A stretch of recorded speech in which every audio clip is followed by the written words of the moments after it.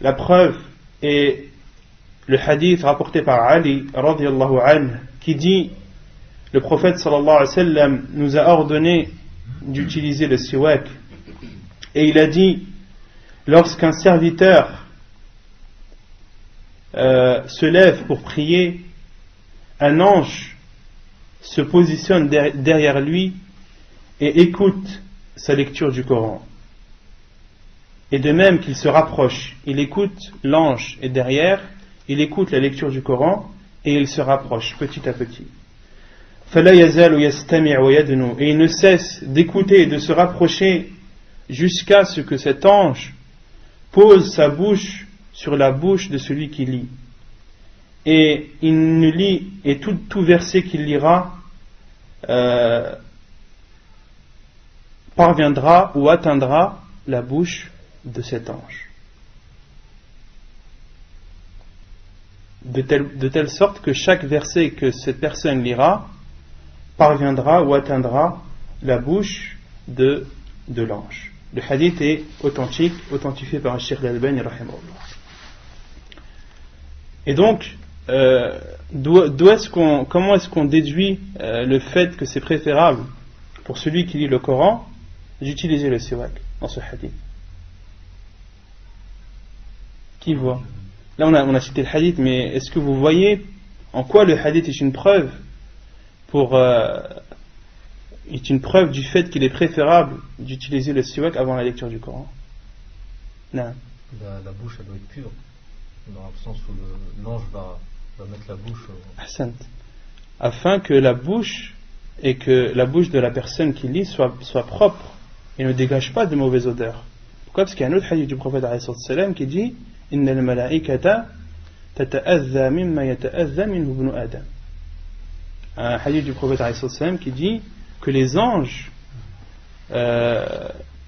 subissent le mal et les désagréments que subissent les fils d'Adam. Donc ce que les fils d'Adam répugnent, eh bien les anges le répugnent aussi, que ce soit des mauvaises odeurs ou autres. Innal malaikata tata'adha mimma yata'adha minhu ibnu Adam.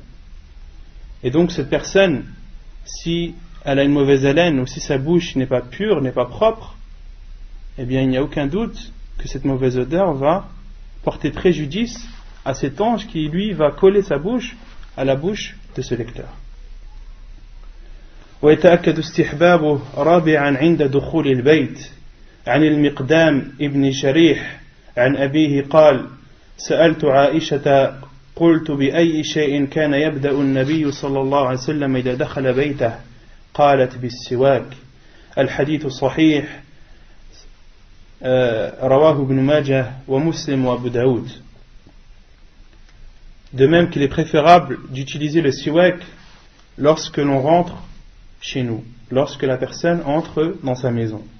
La preuve est le hadith de Al-Miqdam ibn Sharih qui rapporte de son père, qui dit: j'ai demandé à Aïcha radiyallahu anha et je lui ai dit quelle est la première chose que le prophète sallallahu alayhi wa sallam faisait lorsqu'il rentrait chez lui.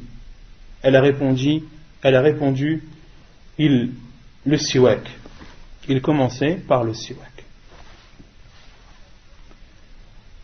ويتأكد استحبابه خامسا عند القيام من الليل عن حذيفة رضي الله عنه قال: كان رسول الله صلى الله عليه وسلم إذا قام ليتهجد يشوص فاه بالسواك. الحديث متفق عليه. De même qu'il est préférable et recommandé d'utiliser le siwak lorsque la personne se lève pour prier la nuit. La preuve est le hadith de Hudayfa radiyallahu anhu qui dit: le prophète sallallahu alayhi wa sallam, lorsqu'il se levait la nuit pour prier, il se nettoyait la bouche avec le siwak. Il se nettoyait la bouche avec le siwak. Hadith authentique rapporté par Al-Bukhari wa Muslim. ثم يقول المؤلف: كراهة نتف الشيب. عن عمرو بن شعيب عن أبيه عن جده قال: قال رسول الله صلى الله عليه وسلم: لا تنتف الشيب ما من مسلم يشيب شيبة في الإسلام إلا كانت له نورا يوم القيامة. الحديث صحيح رواه ابن ماجه وأبو داود والنسائي. Ensuite le cheikh dit il est détestable d'épiler les cheveux de vieillesse, les cheveux blancs de vieillesse. La preuve est le hadith de Amr ibn Shu'ayb qui rapporte de son père, qui rapporte de son grand-père. Il dit, le prophète sallallahu alayhi wa sallam a dit, n'épilez pas les cheveux de vieillesse. Tout musulman qui vieillit dans l'islam, ses cheveux de vieillesse seront pour lui une lumière le jour du jugement. Ses cheveux de vieillesse seront pour lui une lumière le jour du jugement. Hadith authentique rapporté par Ibn Majah, Abu Daoud et An-Nasa'i. ثم قال المؤلف تغيير الشيب بالحنة والكتم ونحوهما وتحريم السواد. عن أبي ذر رضي الله عنه قال قال رسول الله صلى الله عليه وسلم إن أحسن ما غيرتم به الشيب الحنة والكتم. الحديث صحيح رواه ابن ماجه والترمذي. Il est détestable ou il est interdit, plutôt il est préférable tout d'abord de teindre ses cheveux de vieillesse, ses cheveux blancs avec du henné ou al-katam en arabe. Al-Hafid ibn Hajar قال في تعريف الكتم والكتم نبات باليمن يخرج الصبغ أسود يميل إلى الحمرة. Al-Hafid ibn Hajar dans son livre Fath al-Bari, dans l'explication de Sahih al-Bukhari, donne la définition du katam.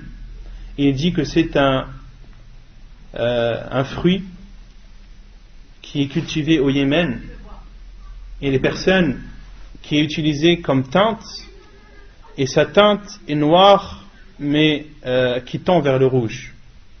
Lorsqu'on se teint avec le katam, la couleur est noire mais elle vire vers le rouge. Selon Abu Dharr radiyallahu anhu, donc ici le cheikh dit qu'il est préférable de se teindre les cheveux blancs avec du henné et du katam ou autre, et qu'il est interdit de les teindre en noir. La preuve est le hadith de Abu Dharr radiyallahu anhu qui dit que le prophète sallallahu alayhi wa sallam a dit: la meilleure chose avec laquelle vous modifiez la vieillesse, les cheveux de vieillesse, est le henné et le katam. Et le henné et le katam. Hadith authentique rapporté par Ibn Majah et At-Tirmidhi. وعن أبي هريرة رضي الله عنه قال قال رسول الله صلى الله عليه وسلم إن اليهود والنصارى لا يسبغون فخالفوهم. Et le hadith d'Abu Huraira radiyallahu anhu, où le prophète alayhi salatu wassalam a dit: les juifs et les chrétiens ne se teignent pas, c'est-à-dire les cheveux blancs, ne faites pas comme eux. Les juifs et les chrétiens ne se teignent pas, فخالفوهم, ne faites pas comme eux. وعن جابر رضي الله عنه قال أوتي بأبي قحافة يوم فتح مكة ورأسه ولحيته كالغثامة بياضا فقال رسول الله صلى الله عليه وسلم غيروا هذا بشيء واجتنبوا السواد. الحديث صحيح رواه ابن ماجه ومسلم وأبو داود. Une autre preuve est le hadith de Jabir radiyallahu anhu qui dit: on a apporté Abi Qahafa. Qui connaît Abi Qahafa? Non, c'est pas Abu Bakr, c'est son père. Abu Qahafa est le père de Abu Bakr as-Siddiq radiyallahu anhu. Et Abu Bakr as-Siddiq, on avait vu durant les cours précédents que Abu Bakr c'était sa kunya. Qui connaît son prénom? Qui connaît le prénom de Abu Bakr radiyallahu anhu? Parce que Abu Bakr c'est sa kunya, c'est pas son prénom. Non? Ahsan, Abdullah. Le prénom de Abu Bakr radiyallahu anhu est Abdullah. Donc Abu Bakr et Abdullah ibn Abi Qahafa. Son père s'appelle Abu Qahafa.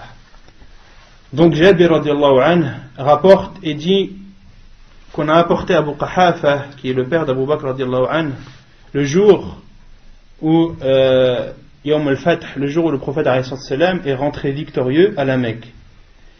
Et ses cheveux et sa barbe étaient blancs comme as-sarama. As-sarama en arabe c'est un arbre. Je n'ai pas trouvé sa traduction en français, mais la définition en arabe c'est un arbre qui a des feuilles blanches et qui a des fruits blancs. En français je ne pourrais pas vous dire son nom. En arabe c'est as-sarama.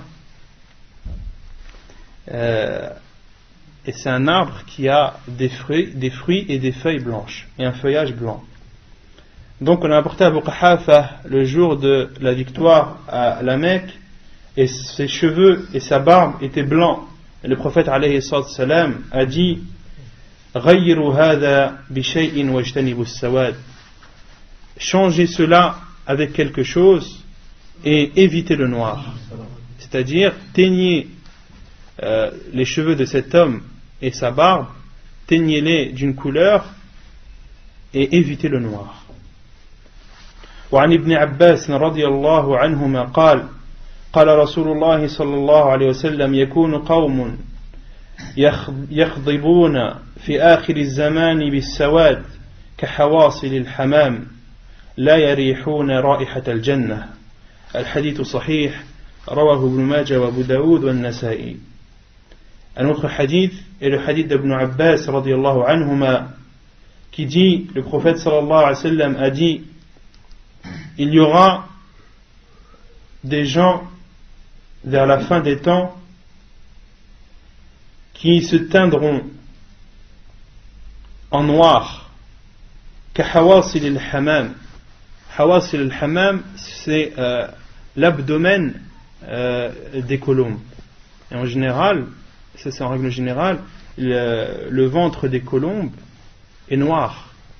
Leur plumage est blanc, mais l'intérieur, au niveau de leur abdomen, est noir. Comme l'ont dit les savants, entre autres, celui qui a fait l'explication de Sunan Abi Daoud, Sahib al-Awn al-Ma'boud, قال أي كصدورها فإنها سود غالبا وأصل الحوصلة المعتدة والمراد هنا صدره الأسود. قال الطيبي معناه كحواصل الحمام في الغالب لأن حواصل بعض الحمامات ليست سود. Donc en règle générale, l'abdomen des colombes est noir, mais on peut trouver des colombes qui n'ont pas d'abdomen de couleur noire. Le prophète alayhi salam a comparé cela, le fait qu'il se teigne en noir, avec l'abdomen des colombes. Et le prophète alayhi salam dit, ils ne sentiront pas l'odeur du paradis. Ceux qui se teignent en noir ne sentiront pas l'odeur du paradis. Qu'Allah nous en préserve de se teindre en noir, pas du paradis. Et le hadith est authentique, rapporté par Ibn Majah et Abu Daoud. ثم قال المؤلف آداب الخلاء. أولا يستحب لمن أراد دخول الخلاء أن يقول بسم الله اللهم إني أعوذ بك من الخبث والخبائث، وذلك لحديث علي رضي الله عنه أن النبي صلى الله عليه وسلم قال ستر ما بين الجن وعورات بني آدم إذا دخل أحدهم الخلاء أن يقول بسم الله. الحديث صحيح رواه ابن ماجه والترمذي. Donc ici, le cheikh entre dans le chapitre des règles à respecter, du comportement à avoir lorsque l'on fait nos besoins. Premièrement, il est préférable pour celui qui entre aux toilettes de dire Bismillah, Allahumma inni a'udhu bika min al-khubthi wal-khaba'ith. Wal-khubth wal-khaba'ith dukranu shayatin wa inathuhum. Donc, celui qui veut entrer aux toilettes pour faire ses besoins il lui est préférable de dire Bismillah, ô Allah, je demande ta protection contre les diables masculins ou féminins, les mâles et femelles parmi les diables.